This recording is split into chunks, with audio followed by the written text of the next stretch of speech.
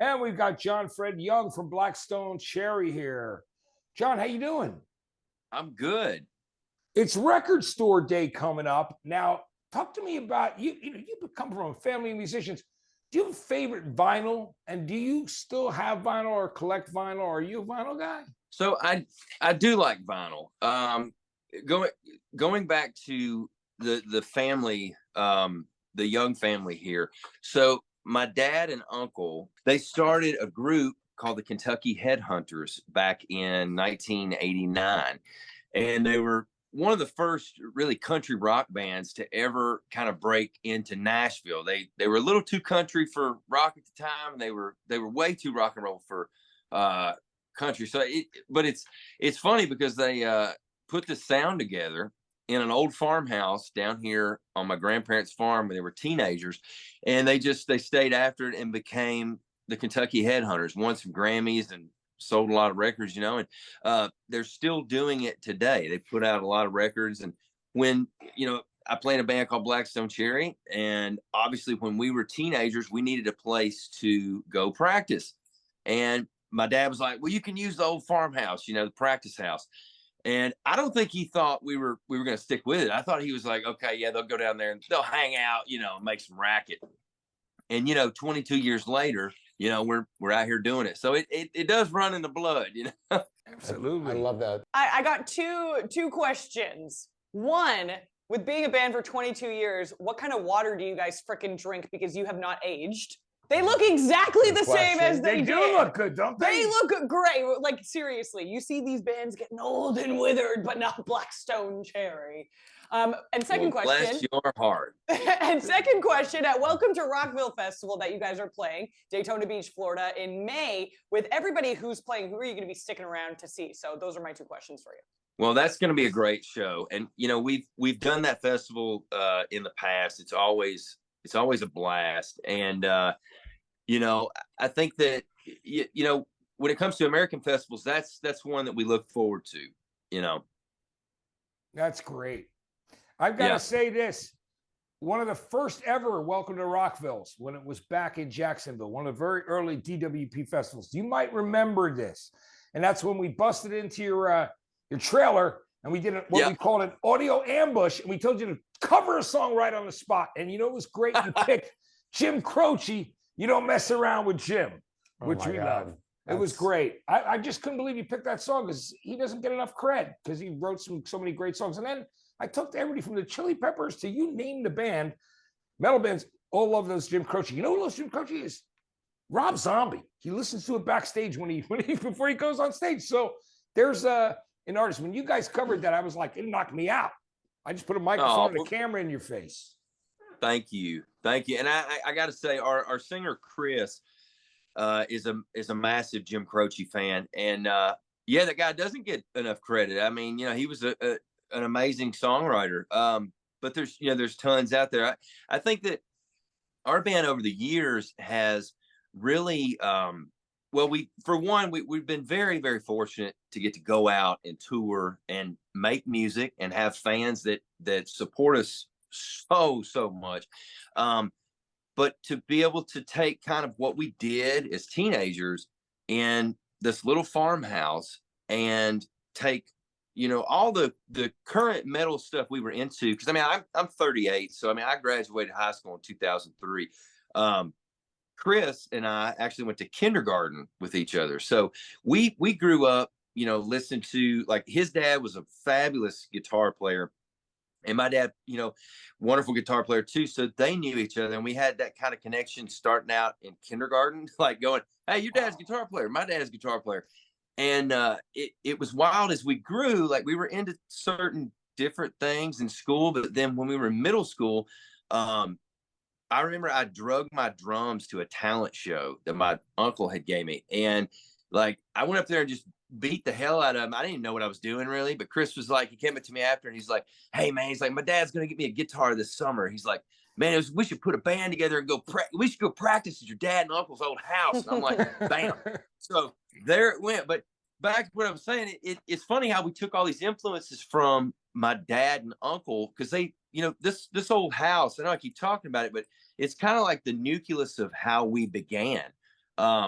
It didn't have any heat. There's no toilets. So my dad and uncle would put up like these incredible posters and albums on the wall to keep the heat in because there wasn't any insulation in the building. So you got like Montrose, Mott the Hoople, you got Skinner, you got Cream, Zeppelin, Aretha Franklin, Ray Charles, all these sick acts of generational periods.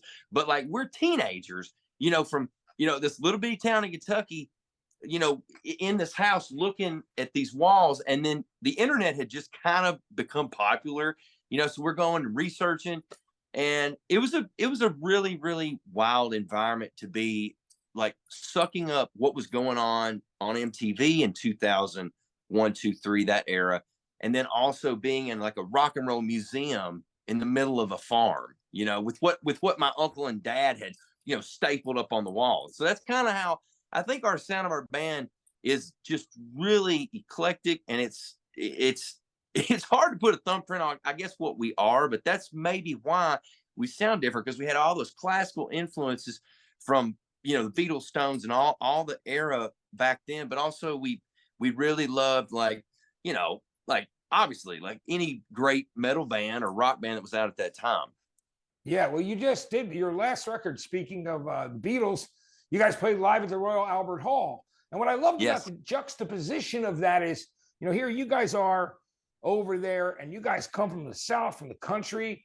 You love rock, and you've got this incredible fan base that's worldwide, right? So how was that playing at the Royal Albert Hall, knowing about the history of the Beatles, the Stones, everybody who come from the UK? It was the most nerve-wracking musical event of my life. I'll tell you. So, that was in 2021, which is crazy. It's, it's going on a year and a half now or whatever. But we had wanted to play the Royal Albert Hall for at least a good 10, 12 years, ever since we first started touring in the UK and over in Europe.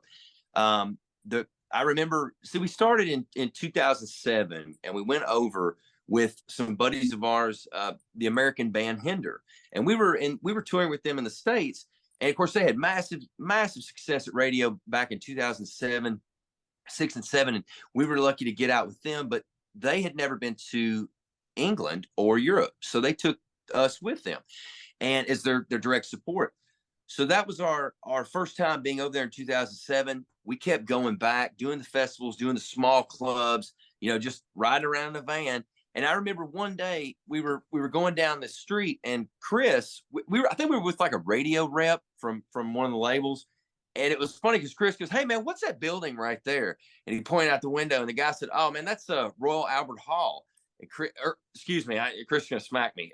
Chris actually knew what it was, and I don't even think I knew what it was. But the guy was like, "Yeah man," he's like, "all the greats that play there." And I remember this. Chris goes, "We're gonna play there one day," and it was like so crazy to think back to like probably 2008, is when we were kind of getting some steam doing our own headline shows, and think that, back then, and we were always that band that was like, not when we do something, but, or not if we get to do something, it's when we get to do it, but man, walking into the Royal Albert Hall for the first time, it was a heavy experience. It was like this spiritual, I don't know, weight, man. And you go in there and you're just like, wow, the aesthetics are, it's beautiful to begin with, but then you think about Hendrix and Cream and Zeppelin and thousands of other incredible acts that have played there. And now you got a bunch of Kentucky boys in there fixing to make some rackets. And it was great, man. It was an incredible show. And of course, we had, it was not just a one-off show, it was a whole tour, right? So we had like 12 shows in different cities throughout the UK, and the Royal Albert was the last show. So coming out of the pandemic, we were supposed to do that tour 2020, but it, obviously got canned, so we had to move it. And they were so gracious to us. They allowed us to move the show from 2020 to 2021. So, and we had to take it because we were like, we've waited like 10, 12 years to do this. So really honored. And it's definitely a badge that we wear with pride. So that's so cool. I remember a couple years, maybe about a decade ago, when the Led Zeppelin DVD came out, and they had all that footage from that Royal Albert Hall performance, and it's ridiculous. It's so powerful and so good. And like I said, knowing that you're on the same stage as Jimi Hendrix, Eric Clapton, The Beatles. the Beatles, all those great Princess Trust concerts over the years are incredible. Speaking of Kentucky, we're very blessed here. Is that not only are we going to get to see you guys at Welcome to Rockville, but a little north of Kentucky, in Columbus, Ohio, we're going to have you guys at Sonic Temple as well with the returning Foo Fighters, which I think is going to be one of their first shows since we lost Taylor Hawkins. So I can't imagine what a magical night and the experience that's going to be for all of us to be there. We're so excited. And excited to see you guys on the bill as well. Like, what do you guys do in a situation like that at Sonic Temple? Are you like, we're going to play our greatest hits, we're trying to do this, we might win over some new fans? What is the Blackstone Cherry game plan? I think one of the biggest things we strive for is to find catering that day. That's a good that's catering in the open bar. Yeah. And then we'll talk about the show. The Sonic Temple is going to be amazing. And we're really proud to be on that show. I think that one of the things we do before we hit the stage is, we kind of just sit around, honestly, just look at each other and eat snacks and kind of stretch and just, everybody, it's funny because I think people assume that there's like this huge circus, inside the tour bus. And it's like, you open it up and it's like, there's a bowling alley and there's a phone party. And it's like, it's just dudes sitting there playing Xbox, looking on their phone. That's pretty much what tour buses are like. I see so many pairs of reading glasses and other things on tour buses, and I'm like, oh no. Yes. All right, but what about after you play your festival set? You go to the open bar. What is the drink that you are ordering for yourself? So it takes a lot for us to venture to the open bar. We normally, here's what we're kind of famous for. Days off on the road. So we normally get a bus with a shower because it's more convenient and more cost effective than getting a hotel, right? So we get the bus driver a hotel. He goes to the hotel. We normally will park at a mall, as crazy as that is, and we'll park at a mall or a Walmart. Yep. We'll get all our lawn chairs out and the big, huge, massive Bluetooth speaker, sometimes a grill, and it never fails. By 6:30 p.m., we will have mall security coming over, and they're like, "Hey, what are you guys doing here? I gotta, make my rounds." Yeah. They're trying to run you off the property, right? Yeah. Well, normally after 30 seconds, we're giving them T-shirts and CDs, and they're fans. So, no, I think most of the time on show days, we're pretty chill. Our guitar player Ben, he likes to run at least a good 26 miles in the morning, and then do some powerlifting. And Steve, our bass player, he's kind of a gym monster too. So Chris and I are, we're kind of like, what's on Netflix, but everybody's got their own thing, and it's crazy. You make friends in bands. Like you guys were talking about the Hailstorm Camp, great friends of ours. And RJ, a great drummer, great friend of mine. And it's so funny. We did some stuff last year together. And when you're on tour, everybody kind of brings out their own little workout equipment. We got like a tub, with just like the stretchy bands and some weights and stuff. And I see him. It was like the first day of tour, and he's got a power rack almost as tall as a bus, and he's out there doing like pull-ups and chin-ups and all this stuff. And I went up to him, I said, "RJ, man, what are you doing?" And he's like, just trying to stay in shape, man. Of course, he's lean. He is he's probably got 2% body fat. And but I will say, as you do get around the sun more times, you do have to kind of condition yourself and try to stay in shape. Doesn't mean you have to be out there like deadlifting 400 pounds, but I think it is good, especially if you're a band that puts on a really energetic live show. And obviously, those guys do that, and we strive for that too.